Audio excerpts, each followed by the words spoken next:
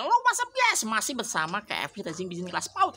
Guys, kalau di sini ada kursi berarti apa? Kita materi hari ini, guys. Pagi ini kita akan materi atau kita akan membahas masalah yang sebenarnya ini udah basic banget, cuman banyak yang belum tahu. Nah, maksudnya gimana bang? Basic tapi belum tahu. Banyak pemain-pemain baru sudah modal puluhan juta, ya atau banyak banget modalnya. Cuman dia mungkin salah memanajemen. Nah, memanajemennya gimana bang? Kayak gitu ya. Nanti akan kita duduk di sini, cuman kita kasih gambarannya dulu sebelum kita duduk di situ ya. Ini yang pertama, teman-teman itu mungkin karena banyak modal atau banyak uang, dia tuh beli darahan dulu. Nah, bener, memang aku udah bilang berkali-kali pada inti breeding merpati pos itu adalah darahan juara.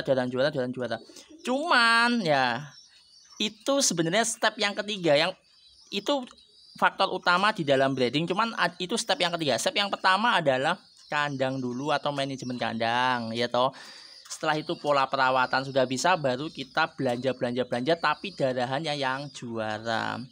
Jadi darahan juara itu mutlak harus kayak gitu ya. Kalau untuk kita fokus ke lomba loh ya, kita fokus ke lomba, itu darahan juara itu mutlak. Itu yang pertama. Cuman itu step yang ketiga. Step yang pertama adalah kandang. Nah, kandang itu yang gimana sih bang manajemennya kayak gitu kan. Nah, berkali-kali aku bilang, nah ini langsung aku contohin. Kita misalkan punya modal banyak banget, itu sudah kejadian di beberapa kandang. Nggak cuma satu kandang sih, banyak kandang di beberapa tempat, beberapa pulau. Itu beliaunya udah belanja banyak darahan juara, tapi banyak yang mati, banyak yang sakit. Mau pieknya mau netas, pieknya sakit-sakitan kayak gitu. Terus gimana solusinya bang? Apakah dikasih obat-obatan dan lain-lain? Sedangkan saya sering bilang kalau misalkan untuk atlet itu jangan kebanyakan obat. Kalau bisa hindari obat malahan.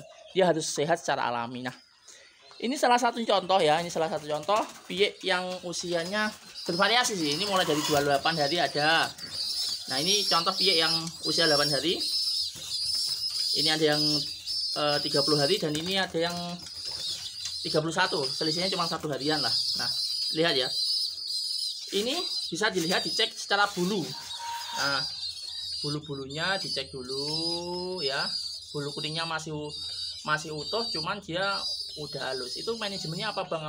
Banyak yang mengira bahwa ini dikasih minyak ikan, banyak yang mengira bahwa ini pakanannya pasti yang berkualitas semua kayak gitu. Oke, kalau pakan masih kualitas ya, kita belinya pabrikan soalnya. Tapi kalau untuk jagung kita ya seperti yang saya share di sebelumnya, ya toh. Nah, terus apa bang solusinya? Padahal di bawah itu ya kotorannya banyak kayak gitu kan. Nah, solusinya yang pertama adalah manajemen kandang. Saya sering berkali-kali bilang, usahakan kandang itu ya usahakan kering kayak gitu ya, menghadap matahari pagi. Nah, ini ya contoh, ini kandang di sini. Lihat matahari paginya ada di sana. Kelihatan ya? Tuh. Matahari pagi itu langsung masuk ke area sini. Bahkan kandang yang di sini, kandang yang di penerbang ini aja, lihat ini. Dia nggak pakai alas apa-apa loh, masih kotorannya di situ juga. Lihat, ini aja kotorannya banyak. Ya, cuman untuk burungnya bisa dilihat hidungnya, hidung sama kakinya, lihat. Hidungnya bisa terlihat, hidungnya berkapur, kakinya berkapur. Ya tahu, bulunya nanti berbedak kalau dipegang. Berbedak itu kayak nempel di tangan kayak gitu. Nah, lihat ini ya. Ini matahari bisa masuk, jadi kotoran setiap hari ke sinaran matahari, ini batas matahari masuk. Nah, ini kita mengambilannya jam 8 pagi. Nanti mungkin uploadnya agak siang sih. Kayak gitu. Ini kandang satunya juga seperti itu. Matahari pagi kan, nah itu masuk sini. Nah, berarti gimana bang? Maksudnya dari inti kali ini. Inti kali ini yang pertama adalah, salah satunya adalah upayakan matahari itu bisa masuk ke sini guys. Loh bang, kalau misalkan masuk gimana? Efeknya nggak kepanasan? Iya pasti panas, cuman kan ada ini ya, ini anggap aja sebagai plafone lah. Jadi plafone biar nggak terlalu panas temen ini. Tapi matahari ini sudah masuk, lihat ini kan matahari masuk dari sana. Meskipun ada fibernya ini, tetap dia bisa masuk ke sini. Nah kayak gitu. Terus enaknya lagi, insya Allah nggak usah pakai kayak penutup itu. Biasanya kan teman-teman ditutup sampai kerobong gitu ya. Ini insya Allah selama bertahun-tahun saya nggak pernah pakai kerobong-kerobongan gitu, itu aman. Saya ngerobong itu kalau kondisinya memang darurat. Contoh, kalau misalkan puye masih segini loh ya, masih kecil segini, itu misalkan hujan masuk paling kita tutup itu, tapi aduh jarang banget paling cuman dalam pemeliharaan merpati pos hanya beberapa kali. karena di kandang yang dulu itu parah banget ya itu ya. Nah akhirnya kalau masuk sampai ke situ kan dia mati, artinya dikerobong plastik ya seadanya. Cuman kalau nggak ada badai dan lain-lain ya nggak perlu kayak gitu, dan itu jarang banget sih kayak gitu. Nah hari ini akan kita contohkan piye langsung kita pegang aja daripada nanti kebanyakan bicara. Kayak kuncinya tak kaki guys, tak juga ya. Nanti saya sampelin ini, tak sampel neng langsung wujudnya asli. Oke, kita langsung ngambil sampel piye, beberapa piye aja ya. Nah ini guys contoh ya. Ini usianya masih 30-an hari ya. Bulu kuningnya masih banyak. Maksudnya berbeda itu gimana tuh Bang? Nah ini kalau dipegang gini ya, kalau dia dapat matahari bagus meskipun tanpa minyak ikan, pakanannya ini malah makanannya banyak jagunya guys daripada pur. Karena ini mulai dietan, karena ini mau dijadiin indukan. Jadi ini mau didietin. Itu lihat, di tangan ini langsung berbedak wes. Ning tangan ini rasanya kayak ada bedak itu, namanya berbedak itu seperti itu. Nah, jadi bulunya itu halus alami, nggak karena minyak ikan, nggak karena dibeliin vitamin kayak itu, nggak ada. Di sini tuh minumnya cuma air putih biasa, air sumur. Terus pakannya cuman ini malah kebanyakan jagung karena memang terlalu gemuk. Meskipun makanannya 1 hari sekali juga gemuk kayak gini. Ini udah diet ini. Nah, terus kaki-kaki guys, lihat guys. Piye coba cek. Banyak teman-teman yang ngirimi foto saya, "Bang, piyeku ini kok." Aku lihat langsung, wah ini piyeknya sakit, Bang. Kalau piye yang sehat itu ini, lihat, ini kayak bersisik, ini sisiknya itu kering, ini namanya berkapur. Nah, lihat ini ya. Ini lubang itu kalau misalnya basah, meskipun ini dicelupin yang banyu, guys. Setelah selang beberapa menit itu udah kering, dia langsung panggah kelihatan seperti ini. Namanya ini berkapur. Jadi piye meskipun sudah masih kecil, kalau dia asupan nutrisi mataharinya bagus, dia akan berkapur seperti itu. Nah, terus yang kebanyakan lagi nih, indikatornya di apa namanya? Hidung. Banyak teman-teman itu kita lihat dari jauh itu, loh Bang itu piyeknya sakit, dia ngirimin video gitu. Kok tahu Bang? Dilihat dari hidungnya itu nggak bisa kayak kering kayak gini. Harus ada putih-putihnya, ini namanya berkapur kayak gitu ya. Nah nanti saya kasih sampel, ini kan burung kecil ya, nanti akan kita kasih sampel yang burung yang besar apakah sama kayak gitu ya. Sebentar saya ambilkan dulu. Jadi mungkin ini Bang, ini ternakannya maksudnya mungkin dari burungnya enggak, ini bukan burung juara 1 ya. Ini anaknya juara 3 OL nasional Katara. Saya silangkan dengan juara 3 Lombok. Jadi ini bukan, wah ini masih burung yang wahid, enggak. Ya kebetulan aja Ibu memang juara 1, tapi juara 1 final pos, bukan juara 1 S-Pigeon. Kalau S-Pigeonnya cuma juara 3. Nah ini ya contohnya. Nanti saya ambilin contoh yang stok aja wes. Yang enggak ada darahan, maksudnya enggak ibu bapaknya, dia memang benar-benar stok gitu ya. Saya ambilin dulu. Nah ini yang lebih kecil lagi guys, usianya 28 hari. Nah ini lihat. Ini malah lebih kecil lagi. Cuman ya ini hidungnya meskipun dia barusan minum ya, harusnya kalau burung basah itu kan kelihatan ya kayak sakit. Ini lihat dia ujungnya itu tetap kering. Itu namanya berkapur ya. Terus lihat kakinya, meski kakinya dia hitam ya, kakinya jelek. Lihat kelihatan nggak? Sebentar.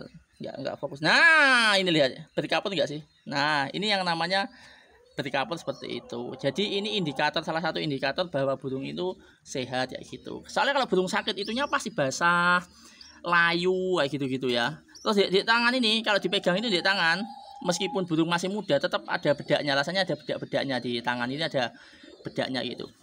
Lihat ini padahal usia yang paling dini ya, masih usia 28, ini harusnya belum muncul seperti itu.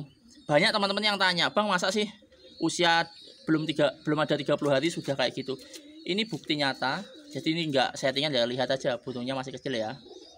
Ini aja belum tumbuh loh yang di sini ya. Nah, kalau Bang mungkin ini anaknya juara. Ini bukan anaknya juara, tapi ini inbreed. Jadi hybriding. Ibunya inbreed Pattaya, bapaknya inbreed Pattaya. Jadi ini inbreed, saya istilahkan dengan inbreed. Itu aja berarti enggak, artinya apa? Meskipun ini indukannya stok dan kalau inbreed tahulah mesti cacat ya kasar ngomong. Ini aja juga berbeda karena itu indikator itu bukan karena darahan dan lain, tapi memang pola perawatan kita atau kondisi perawatan kayak gitu ya. Saya ambilkan yang indukan, wes nanti dia percaya lagi. Nah ini yang udah indukan nih, ini line breed wes, tak ambilkan yang line breed ya. Line breed ini stok loh ya, ini stok full ya.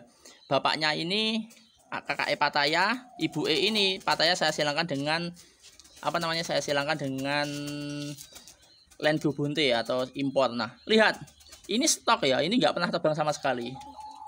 Lihat, hidungnya berbeda. Nah, ya, hidungnya berkaput atau berbeda. Hidungnya berkaput putih kayak gini. Ini indikator bahwa dia memang burung-burung sehat.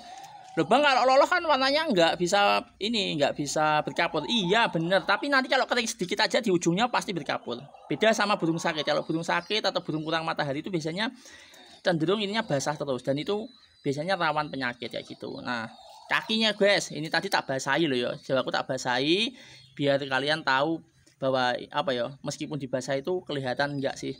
Nah, ini lihat. Ini padahal basah ya yang ujung. Lihat enggak sih? Nah, ini kaki ini tak celupin air itu tadi. Tak celupin air aja tetap ya kelihatan ya, nggak bisa ditipu bahwa bawahnya pasti nah berkaput kan, ada putih-putihnya ini ya. Bentar, nah kelihatan nggak sih? Nah, ini loh.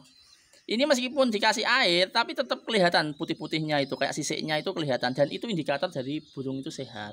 Nah, terus inti dari konten hari ini apa bang? Kayak gitu kan? Oke, inti dari konten hari ini, langsung masuk ke inti. Bentar. Inti dari konten ini, jadi meskipun pakanannya kita itu standar ya, putih kayak gini ya. Meskipun lihat ini contoh-contoh burung juara 1, 2, 3 OL nasional, saya silakan Lombok. Ini pokoknya burung-burung yang ini yang memang peranaan juara. Kalau ini stok. Ini stok ya. Itu sama aja, lihat, yang stok aja sama aja. Ini anak-anaknya stok. Berbeda berkaput itu wajib. Lihat kaki-kakinya itu, bahwa ini juga sama. Ini anaknya apa, juara-juara langsung, tapi juga berbeda berkaput, itu syarat.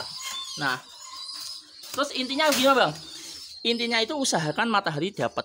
Nah, itu matahari langsung masuk. Loh bang, kalau saya itu nggak bisa ada matahari bang, kandang saya sudah terlalu settingannya terlalu apa, sudah dari awal nggak menghadap matahari pagi, gimana ya? Terpaksa kalian harus menjemurnya. Jadi gini, daripada kita ngasih obat-obatan, lebih baik kita pakai alami-alami aja. Kalau saran saya seperti itu ya. Itu yang pertama. Yang keduanya gini, kalau misalkan mas pintunya tutup mas ya. Nah, terus bang, kalau misalkan nih, kalau saya mau buat kandang gimana bang? Lebih baik modal kalian dibuat untuk memanajemen kandang dulu. Nanti kalau kandang sudah siap, sudah dapat paparan matahari pagi bagus, jadi kita itu nggak rugi guys. Banyak yang udah modal banyak, beli banyak, beli dan banyak, ternyata kandangnya kurang optimal, dan akhirnya apa, burungnya sakit-sakitan, banyak yang mati ya gitu-gitu ya. Jadi jangan sampai ini terjadi pada kalian yang masih awal-awal bermain merpati pos. Jadi upayakan cari, pasti ada kok di spot rumah itu, pasti ada yang mendapatkan paparan matahari pagi. Itu kalau misalkan jenengan males, kayak saya kan males, mau menjemur nggak ada waktu, terus mau menjemur juga malah nambah tenaga kerja untuk menjemur. Saya lebih baik memanajemen kandang ini, meskipun ya jelek ya, settingan kandang saya itu kan jelek ya, wow panjang, nggak bisa simetris persegi nggak, tapi memanjang. Tapi ya ini demi kebaikan merpati saya kayak gitu. Jadi pola yang pertama, saran saya, kandangnya ditata dulu, pastikan dapat matahari pagi. Kalau sudah itu mulai belajar pola perawatan. Kalau sudah pola perawatan bagus, mulai breeding, usahakan cari daran yang juara-juara kayak gitu ya. Jadi step-stepnya seperti itu. Sekali lagi saya mohon maaf, saya hanya di sini hanya sharing. Aku yuk pemula guys, aku yuk pemain belajaran, ecek-ecek lah. Jadi misalkan ada salah kata, tolong komen di bawah bang, komen apa kontenmu ini salah semua, silahkan, salahnya di mana, tolong aku dikoreksi. Saya juga butuh materi atau butuh ilmu dari jenengan semuanya. Masih bersama KFC Racing Bidian kelas PAUD guys. Minal aidin wal faizin yo, mohon maaf lahir dan batin.